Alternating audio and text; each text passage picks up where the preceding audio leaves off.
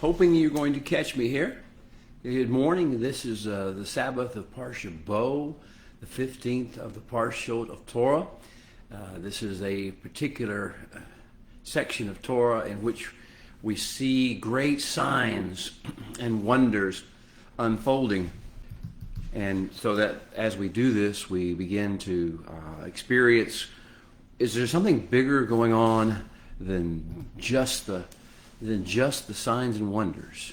Is there indeed some kind of grand plan that is affecting everybody, that's taking hold in the earth, that's shifting the atmosphere of the world, that's changing us and changing the environment and the ecosystem of this planet, and beginning to at least open the door for a coming of the kingdom of heaven into the earth in real time? These are the questions that we will ask. These are the questions that we will discuss in the next few minutes as I get a chance to do this. First of all, I want to welcome you. I want to thank you for giving me this opportunity to step into your home or your car or your computer screen or your smartphone screen just to be able to have this conversation. It is the Sabbath. It is the time of Kedusha infusion. We hear a lot about infusions medically these days. The Holy One has a spiritual infusion for us, and it comes every seventh day. Beginning at sundown on Friday, he begins to outpour from heaven an infusion of Kedusha energy, holiness, awakening, enlightening, inspiring, empowering energy from heaven into us. So it is that Sabbath. We also are given this ability to just to rest and to enjoy, to delight in the blessing and the peace, the shalom of the Holy One. So before we get too deep into our studies today, talk about the signs and the wonders and the greater plan behind the signs and the wonders, I just want to encourage you to take a deep breath as you can. Let your mind begin to focus, turn its focus away from the trials and tribulations, the angst and the anxieties, the worries and the struggles and the stresses and even the offenses of this world. We are in a different day now. This is the day of the Sabbath. This is the day of holiness and the day of blessing and the day of delight. And so if we're going to absorb the fullness of the messages he wants to speak through signs and wonders, and he wants to speak through text, ancient text, and stories that he tells us to retell, and a grand plan that he wishes us to be in line with. If we're going to get the most out of that, we've got to be able to put aside aspects of our emotions, aspects of our opinions, and our pseudo-intellectual approaches to life, and begin to take from what he gives, receive what he offers. So Shabbat Shalom to you. May that Sabbath rest and that Sabbath peace be the light in your harbor that draws you to the Holy One. And may, once you're there, may he meet with you, and may his hands be upon you, and his eyes and his gaze awaken you in you possibilities and potentials you never even knew existed. Well, it is Parsha Bo. And Parsha Bo, the 15th of these Parshot of Torah, is now in the throes of the Exodus story, as many people know it.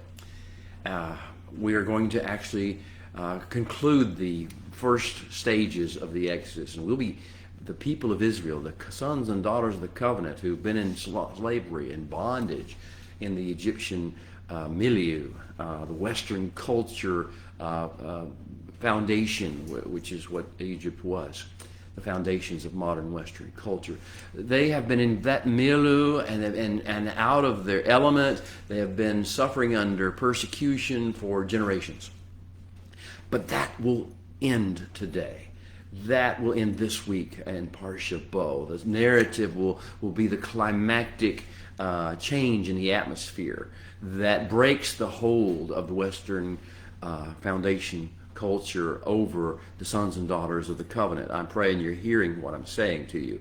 This should be the day. This is a day, a Yom HaYomim, a day of all days, a day of exquisite change and transition in your life as we begin to break free, break loose from the bondages, the mindsets, and the emotional trauma, and the force-fed opinions and force-fed narratives of Western culture, and force-fed priorities that they place upon us.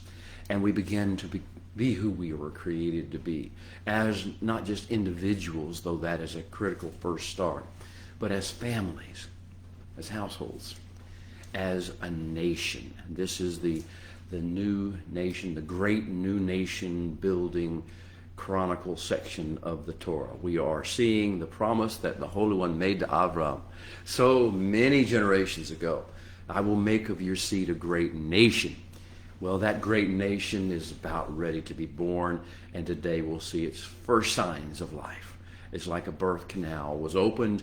The child has passed through the traumatic stages of labor, the 10 stages of labor as it may be in this case, and out will come this newborn, this new life force in the world, which will be B'nai Israel, set free and headed home. And that's basically where we are. On the calendar of the Holy One, this is the 6th day of Shabbat. He's going to talk to us about calendar issues.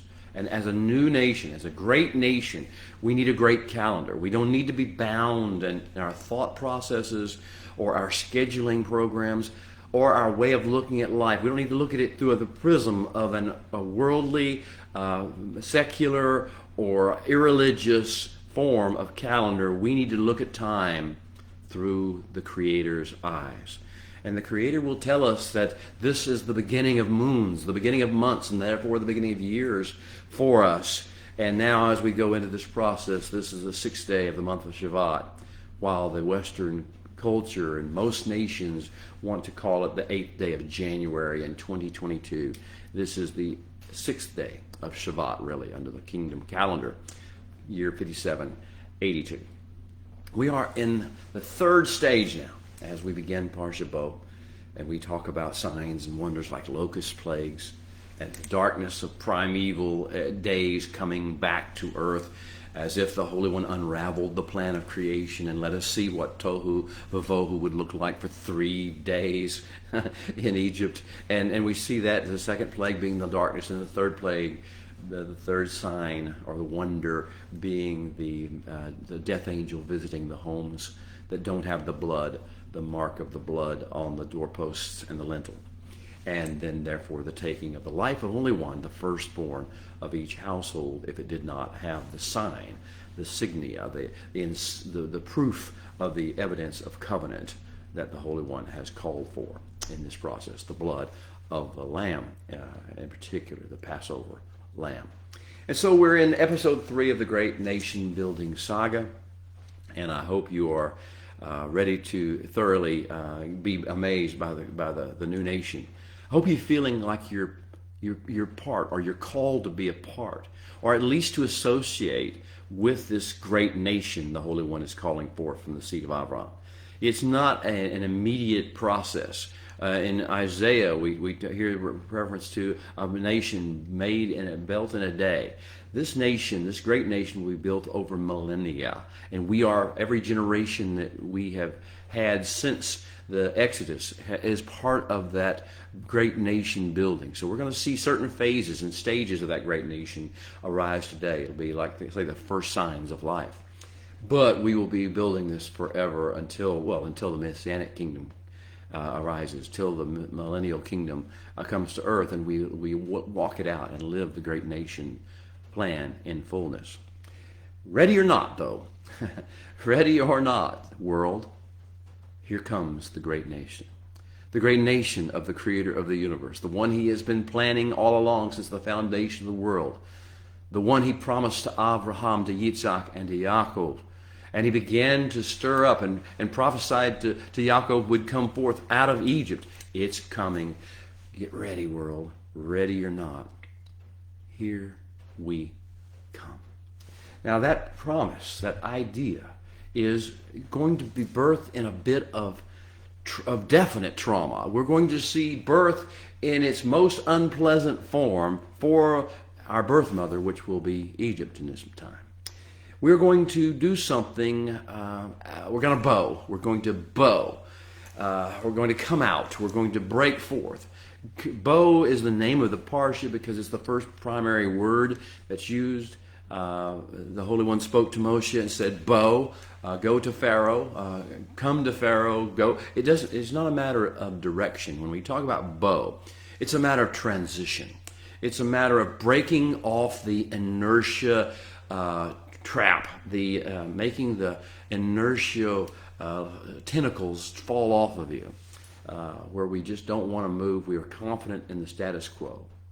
And so for that reason, I sort of, with tongue-in-cheek, nicknamed this parsha for my kids as, this is the parsha in which we decide whether we're going to quo or bow.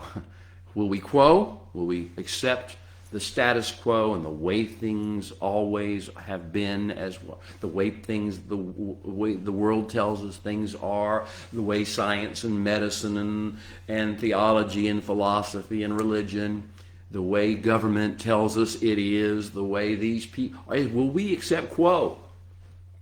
Or are we ready to bow? Are we ready to transition? Are we ready to transcend? Are we ready to go beyond what the human mind can think of and the human heart can conceive in its evil ways? Okay, are we ready to go beyond opinion? Are we ready to go beyond what the pundits or the experts say? Are we ready to go to what the Holy One says? Are you ready to quo or are you ready to bow? Well, that's our first challenge and our first test of this week. And if we bow, if we decide we will do what the Holy One has said, we will listen to his voice, we will shema his voice, and we will not harden our heart. We had this discussion last week. If we will not harden our heart when we shema his voice, what are the possibilities? What is the potential for the good that can be done in the earth? What is the potential for the grand plan for the redemption of mankind as a species, bloodline by bloodline and household by household? And further, for the restoration of creation to its original intended state of beauty and fruitfulness and shalom and harmonious interaction.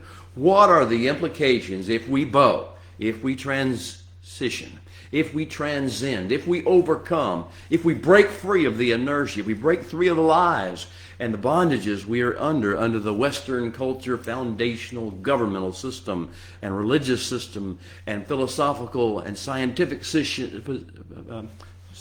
here, and we transcend and become ministers of the kingdom, an Am Segulah, a kingdom of priests or royal ambassadors, a holy nation. What are the possibilities that we could explore? Well, that's what we're going to be talking about. Bow means to break free of inertia, from whatever holds you down, from whatever rut you're in, from whatever way of thinking has characterized your life, from whatever way of behavior and response and reaction has characterized or been taught to you by your culture or by your ethnicity or by your own family. We break free of those things and begin to respond as the Holy One responds. Have patience the way the Holy One has patience.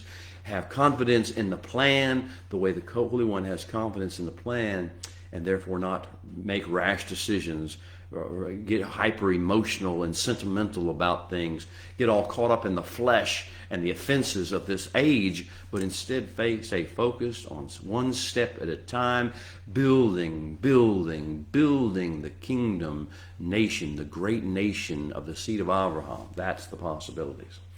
So it means, bow means to come or to go. It means just to move from one latitude or longitude to another. It's geographical movement. It's situational movement. It's an idea that we're changing the atmosphere. We're shifting the status quo. Are you ready to shift the status quo? First usage of bow is sort of informative in the Torah. I like to always tell people that if you really want to know what a word means or what a Hebrew word means, you need to go back to the way it was used first in the Scripture, in the Torah in particular. And particularly if it was used by the Holy One in his speaking in this process or in his descriptions of what he did, because that's the most pure possible interpretation of what a verb like bow might mean. Here's where it's found, Genesis 2:19. It's part of the narrative of what the Holy One did, and then what Adam did, and then we'll see who else did what. Here's the passage, 2:19 from Genesis. Out of the ground, out of the earth, the eretz that he had formed, the Holy One formed every beast of the field and every bird of the air. And he calls them to bow. He brought them, it says in English, but he calls them to make a transition.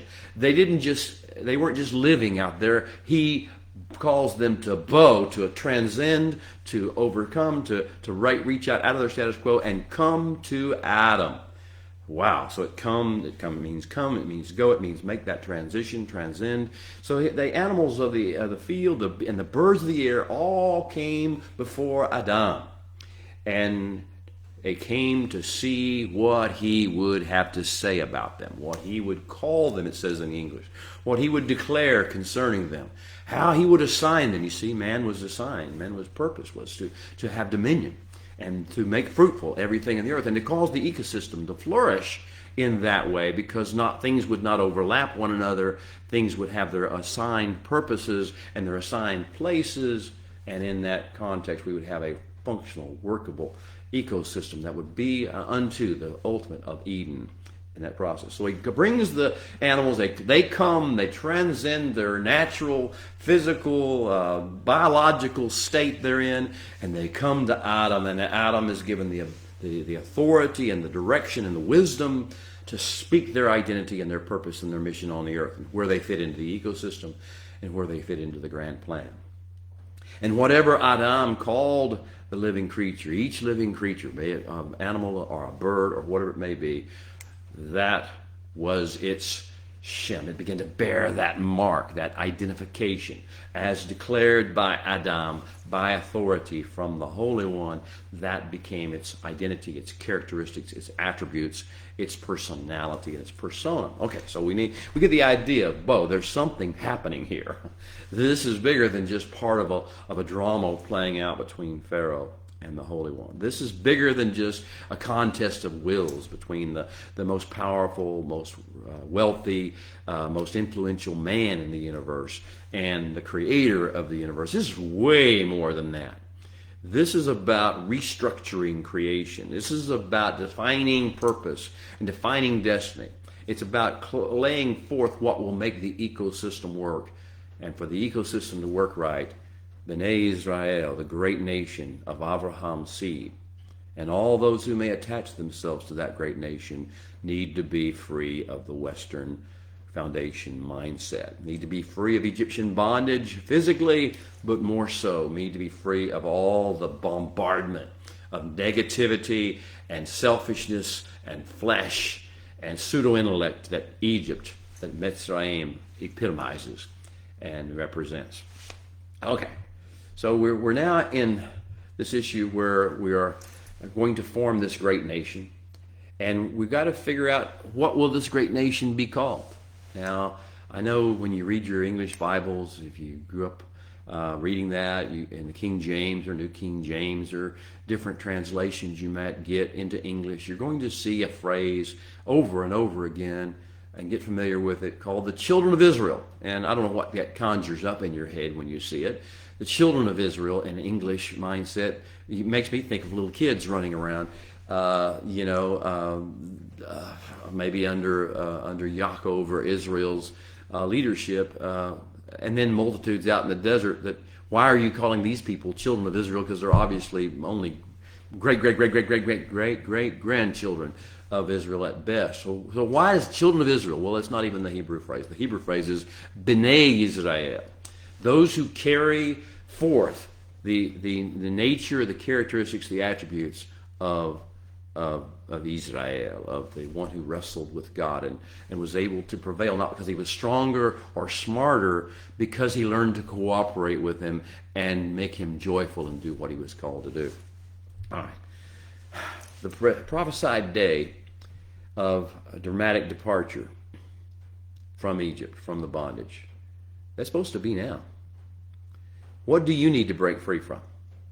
What aspects of toxic culture are killing you and your family, are destroying your peace of mind, are taking your joy, What are you letting offend you about the culture, about the day, about the politics, about the economics? What are you letting worry you, make you anxious? What are you allowing? And what are people around you allowing to get all caught up in sensuality and sentimentality and raw emotion?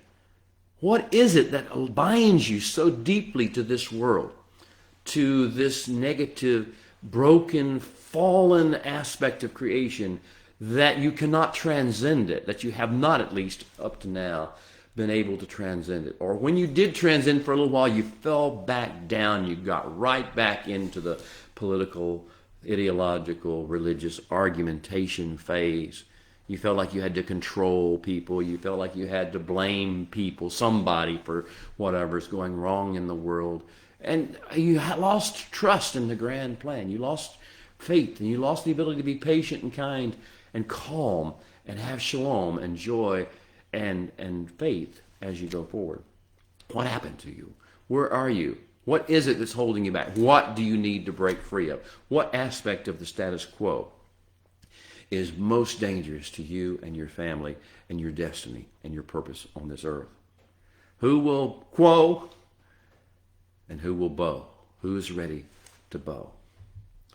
Well, we are going to figure out that this nation-building program is part of what we're all called to do the rest of our lives. So what should our new nation look like? I want to not go so much into details. Don't look at the signs only. Shaul said in 1 Corinthians 1, Rav Shaul, many people don't like him or don't like what he said, but he was so correct in what he put in this position. He said that Jewish people have been programmed to seek a sign, to look for a miracle, something totally supernatural that doesn't involve human involvement, human activity, or involves it only in a peripheral level, like some of the things that happened in today's Aliyah. Well, and then the Greeks, on the other hand, have their issues. Their issue is not that they can't fixate on signs. They fix on what they can think out through to themselves. They want sophistry. They want wisdom, Sophia in Greek. They want to be able to understand and argue stuff. That's how they live. That's what the Western mindset is. It's only what I can believe. I can only believe what I can understand. And I can only understand what I'm told or what I can read or what I can get from the earthly sources and prove in some semi-scientific or theological way with my reasoning. Well, he said, those are the two fallacies of man. One is more inclined toward the Jewish people, the other is inclined toward the Goyims, the people of the nations. But here's the deal, we're set to be something else than that.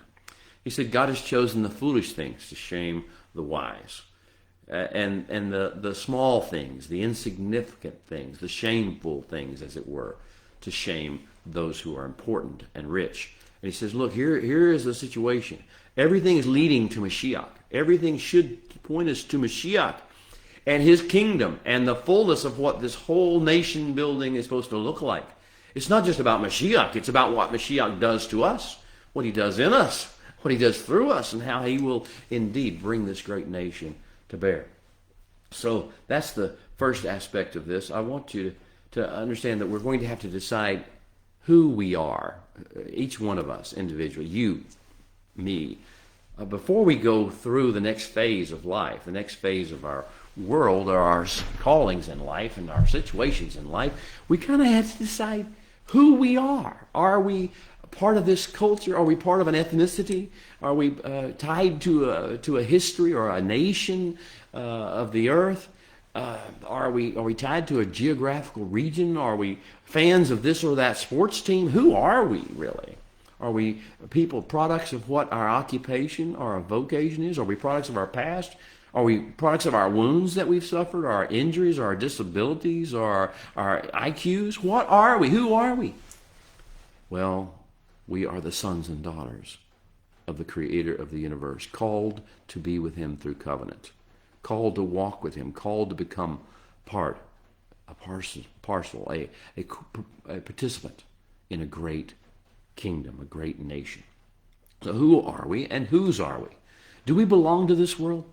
Do we belong to the Western culture of America or South Africa or Israel, the modern state of Israel, or Australia? Do we belong to this? Do we owe our highest allegiance to them, to those governments and those systems and those priority matrices? Or do we belong to someone higher? Do we belong to the creator of the universe? And are we here for his purposes and his purposes alone? We have to make those decisions. We have to decide where we belong. Do we belong here? Is this the best we can hope for?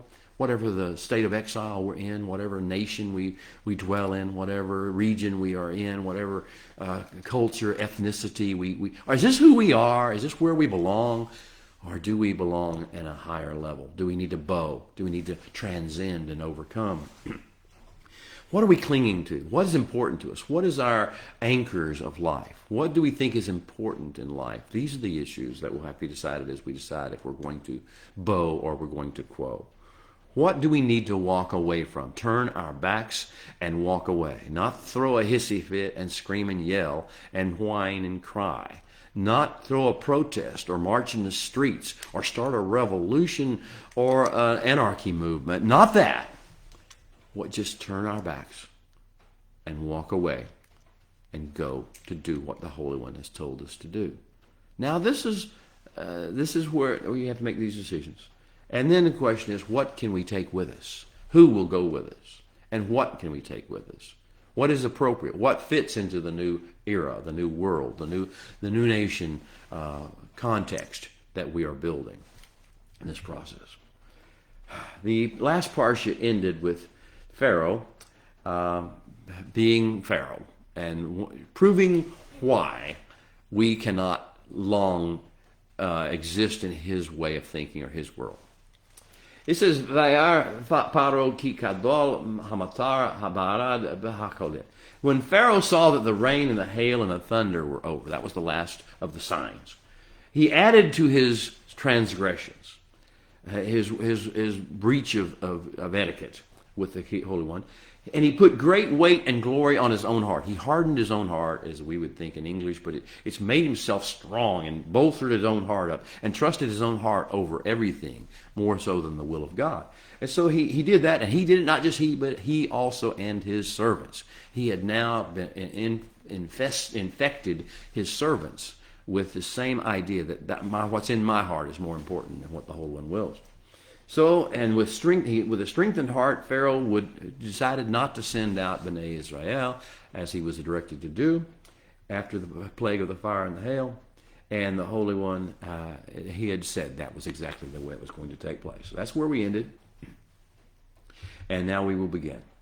And the Holy One said to Moshe, "Bow, it is time to bow. Bow at Pharaoh." We're going to have this last confrontation with Pharaoh in his palace. We're going to make a great transition. There's going to be a great shift.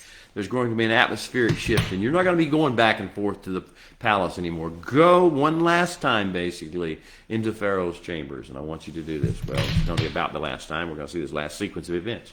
He says, "Go to Pharaoh," or "Bo, come with me, we'll go to Pharaoh, for I have made his heart hard." Now, I have strengthened his heart. I have made it glorious and heavy in his own eyes, where he thinks his heart is so important. Because, you see, this has to happen. These things are not a personal war with Pharaoh. This is about the fact that Pharaoh has already hardened his heart to the place where now there is no option left. They must be sent forth. And whatever it takes to have that happen, the Holy One will bring it forth. Now, he says, "I have made his heart and that of his servants heavy with my glory, in order that I may demonstrate signs," signs, my signs, in his presence, very close to him. I want to get very up in his face and personal with these signs and wonders. And so that's where we'll go. The next thing we see is the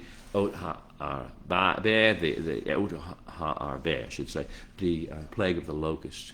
And then we see Otachosek, the plague of the darkness, and then we see the plague, the sign of the death of the firstborn, the signs, the differentials. I want to focus not on the signs themselves, because like I say, the Jewish people tend to, when we get far away from the Holy One, just want a miracle, want a sign in some regard, and not want to be part of the participants, part of the, understand our role. And the Greeks, on the other hand, they don't want anything to do with anything beyond what they can think, what they can imagine, what they can hold in their brains, in their limited small brains, and their own ideas. And so we have this world problem. I don't want you to focus only on the signs. I don't want you to try to reason out and think about how he did this or why he did that or why this worked. I don't want you to go that route. I want to focus on what is going on really. What is he really doing? And we've discussed. He's building the great nation. Now, the thing I want to really focus on is that he is building separation. He is causing us to be separate. A great nation must be something different than the other nations. A great people must do something different, look different, act different, must have different characteristics, must be different in so many different ways, and yet not be so totally foreign that they're like aliens in the world. What is going to distinguish us as a great nation from what the world thinks of as great nations? Ancient Egypt being the primary one, modern America, or China, or Russia, or some of the ancient cultures like Babylon, which will be will repeat itself, will come forth with the Eastern mindset in the latter days. What distinguishes the great nation culture, the great nation people, from the other kinds of people? Well, we're going to discuss that. I want you to first of all tell you that you should note that the Holy One is making some distinctions. His goal is, you're going to see that with these plagues, it's already started. He's making a distinction, a pedut in Hebrew, or a palah, he treats them as the plague unfolds, as the sign releases. The people of Israel, Bnei Israel, are not suffering at the same level, or maybe not at all, the things like the Egyptians are suffering. He is making a distinction in blessing versus curse, blessing versus punishment, or blessing, really not punishment, it's blessing versus birth control, birth processes that were going to take place.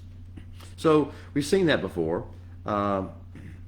many times in these narratives, that the Holy One has set apart the people of Israel from the plagues. But that's not the only reason. It's just we don't get blasted the way they get blasted, because actually if we're tied in closely to them, we will get blasted with all the stuff they get blasted with. We will bear the fruit of their reaping and sowing.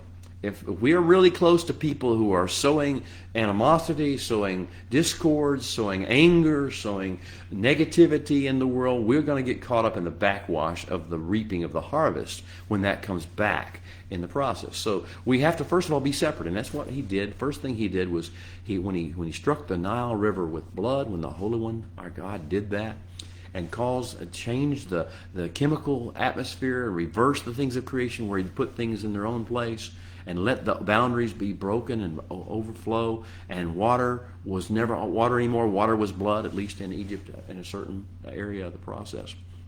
When that happened, he set in motion something that caused the storehouses, store cities to be shut down, caused the construction projects to be shut down. They had to have water to have this. They have to be able to not be fighting off wild animals and droves and plagues. And so what happened is the children of Israel, Bnei Israel, went back to Goshen.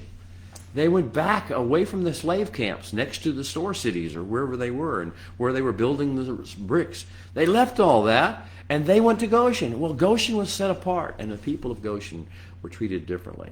But that was because they began to just turn their backs and walk away and go where they could go. And no one was stopping them because they had too many other things to worry about and nothing for them to do. So the Holy One set marks then, beginning on the people of Israel, the ones in Goshen, that distinguished them by virtue of what you could observe. Why are some people more profitable? Why are some people more happy? Why are some people look different than others?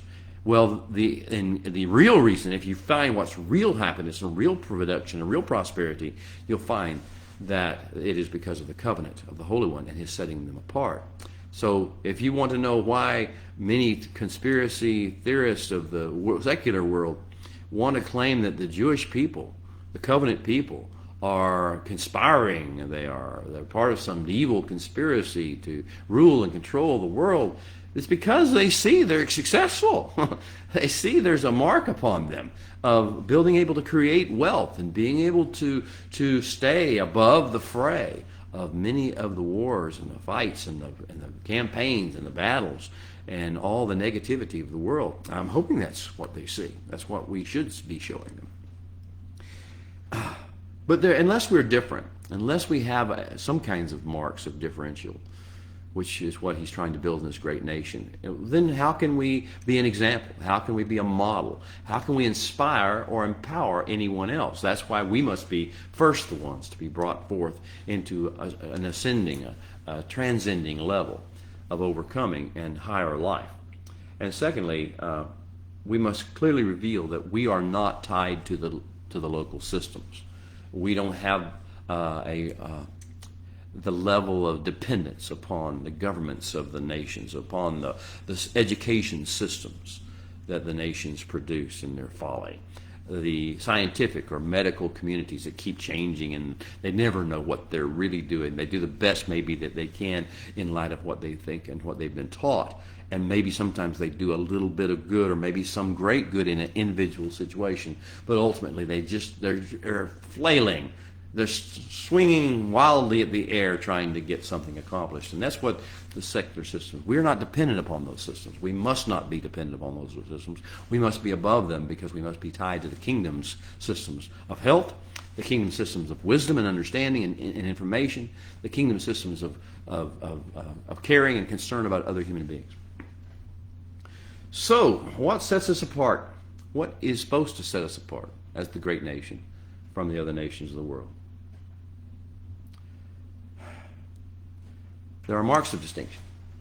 I want to first of all talk to you a little bit about the fact that the Holy One has set up the book of Genesis to be, and then the first parts of the book of Exodus, to present to us the examples, some basic examples of how we are to be different and be set apart and be distinct from the rest of the world.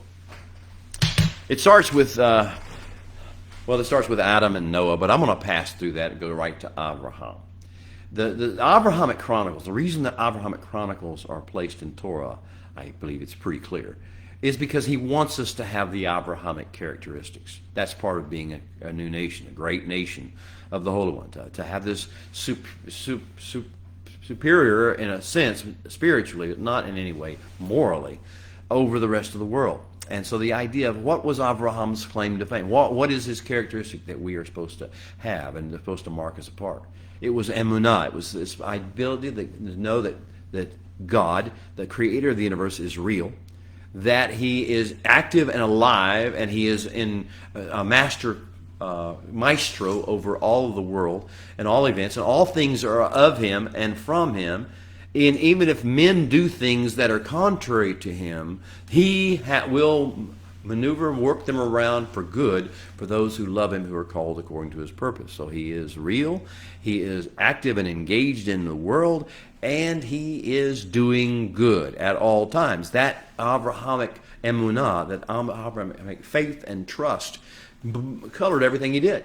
And therefore, he was always listening for what the Holy One was saying. He was a Shema person. He shema'd. He would tune his ears. He'd tune his heart to what the Holy One was saying. And he would adjust his behaviors. He would adjust his reactions. He would adjust his thinking and his response to other people going around him on the basis of what he heard the Holy One saying. He was a person of emunah and a person of shema'ing, listening for the voice of the Holy One. He did not get bound up in what was going on in the world. He transcended and kept moving forward with the Holy One in that regard. There are so many others. Yitzhak taught us how to stay calm, how to wait for the Holy One, how to walk with the Holy One in the fields in the evening and with creation, and let him begin to soothe us and comfort us, as opposed to letting the world upset us and make us anxious about things. And then, of course, Yaakov taught us the process of maturation, that we start where we are, but we are intended and being led forth in a program, a rabbinical program, as it were. Jacob was in. It took him from who he was when he started to a greater person, to a person who was much, but he had to go through the rabbinical process, training program. And as he did so, he began to be a person who had carried the weight and the glory of the Holy One. And then we see Joseph and the Joseph Chronicles, and the idea is that we just keep doing what we're doing. We maintain excellence, and we maintain this witness, and we don't let the world or all the traumas, no matter how horrible it gets, how much we're falsely accused of this, or betrayed by whoever, or wounded or hurt by whomever, or forgotten by whomever, or whatever, or treated as an inferior by people who don't know who they are or why they're here. Whatever happens to us, just keep doing what we're doing, trusting in the Holy One and waiting for his redemption and his deliverance. And then we see the Yehudian, Judah. He learned at the end of his life, and we see at the latter part of Genesis, he began to understand his responsibility of tikkun. He picked up what Cain talked about. Am I my brother's keeper? And became his brother's keeper. And Yehuda modeled for us in the latter stages of his life, as he overcame his own flesh and his own tendency toward wanting his own will. He began to think about being his brother's keeper. Well, then we learned a few things that were not to be from Moshe in his early days, his first coming season. In Moshe's first coming, he thought vengeance was his. He thought it was his job to judge the world. He thought, as he was a young man going out and seeing social injustice taking place and seeing people suffering at the hands of oppressors and people getting away with stuff that they shouldn't be able to get away with in his mind. He thought he was supposed to be the one who came in and even the score. So he killed the Egyptian who was beating the Hebrew. Then he tried to settle disputes between Hebrews by telling them what to do. He tried to manipulate and control situations by telling them what's right and what's wrong, what's moral, what's immoral, what's fair, what's not fair, what's just and what's unjust. And it was a colossal failure. That is not the way. We have learned that that's the way the nations try to do things. That's the way the leaders of the nations try to do things. That's the way people in the marketplace and people in the social environment and people in the political environment try to do things. It's a bullying. It's a self-righteous indignation, in exact vengeance, make you pay, oppress way. Well, Moshe taught us the first few chapters of Exodus were designed to teach us. That's not the kingdom way. The kingdom way, instead, is to do what the Holy One tells you to do and do nothing more than the Holy One tells you to do. Do it with the tone of voice and with the evidences of his presence that he gives to you. Take what he's given to you and make it fruitful. Well, that's the way of the kingdom. Now, there are going to be some other things. He's going to give us a kingdom calendar. I don't want to understate this. I don't want to overstate anything, of course. I want to make sure that we're talking kingdom talk and we're talking above the realm of the ordinary and the status quo here. But I want to make sure you understand this is attainable and this is doable and this is expected of you as the great nation people, as a people who would be part of or associated with or connected to that great nation that he's building. We're going to have to get on his calendar. Not be so dependent upon the Western Gregorian calendar. Not keep thinking that, what day is this? Oh, it's January the 8th. We will have to recognize that the rest of the world is calling it that. But we have to understand that is not what this is. That time is just a figment of imagination that was conjured up between Julius Caesar and then later by Pope Gregory. Generations ago, having nothing to do with the kingdom of the Holy One, having nothing to do with his plan for us on earth. And so it is a construct that we must have to understand. That's the way the rest of the world thinks and acts.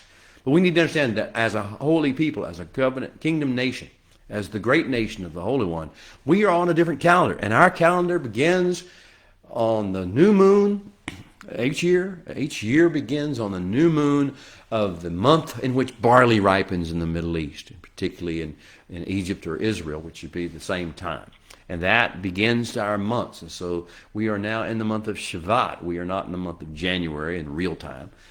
People around us are in the month of January, but we're in the month of Shavat, and we're on the 6th day of that month. So we're seeing the moon begin to increase, expand. The size of the moon every night gets bigger. And that means that we are now, something is going to happen in this month. In this month, we're going to see many things take place based upon the calendar and the schedule of the Holy One. Now, whenever we build our calendar, when we begin to get in tune with time as the Holy One has laid it out for us, then we see that our year really begins with preparations for Passover. I know this is not even a thought to most people in the Western world. They don't even understand Passover. If they do, it's just sort of a novelty before they enjoy Easter. I don't want to get into that issue of what those two holidays, what Easter means. That's not my business. I have something better to offer. I have the kingdom calendar. The holy plan of the Holy One is to build in us this awareness of freedom, of transcendence, of being a higher and greater people, and that comes through the regular yearly remembrance and commemoration of Passover. And for 7 days, taking one evening at sundown on the 14th day of Nisan Aviv, and that first month of the Hebrew calendar, and then beginning to take that 7 days and teach our families how to be a holy nation, how to unleaven of the things of the culture that we're in, how to set ourselves apart, how to adopt his instructions about diet and about what we consume in all ways, not just what we eat and put in our mouths, but what we take into our eyes, what we take into our ears, what we let ourselves listen to and absorb from the cultures around us. That is what Passover begins. That our year, our reckoning of time begins with the process we must learn how to transcend. And Passover is about the transcending particles. Now, he also will tell us much about, and what we are dealing with is the Sabbath. The idea of the Sabbath will make itself more important in later chapters of Exodus as we get out of the wilderness and we begin to learn other lessons of the wilderness. We have the lessons of the patriarchs, which I talked to you about, Abraham, Yitzhak, Yaakov, Yosef, Yehuda. I talked about the lessons of the patriarchs. Now I've talked to you also about the lessons of Moses, the lessons of early life in Egypt, where we learn how not to do certain things, not to try to approach life the way young Moshe did. And now we're going to learn the next phase will become the lessons of the wilderness.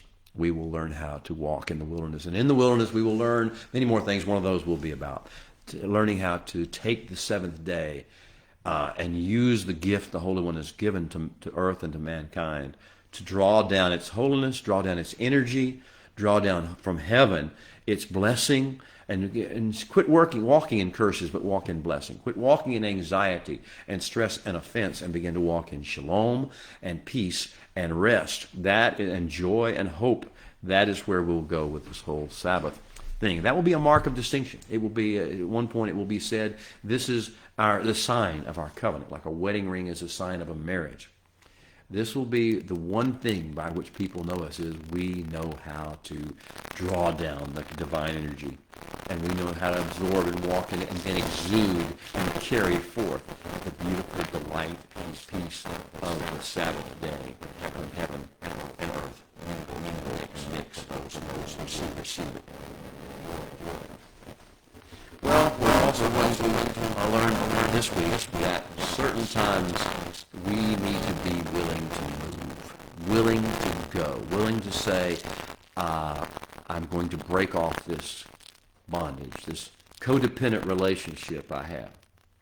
And that's really where I want to focus the last few minutes of our discussion today. I know, beloved, that sometimes we grow up in an environment, we grow up in a culture, we grow up feeling we're this ethnicity or that ethnicity, we're this nation, we're that nation. Oh, you're so much more. We're not bound by those things.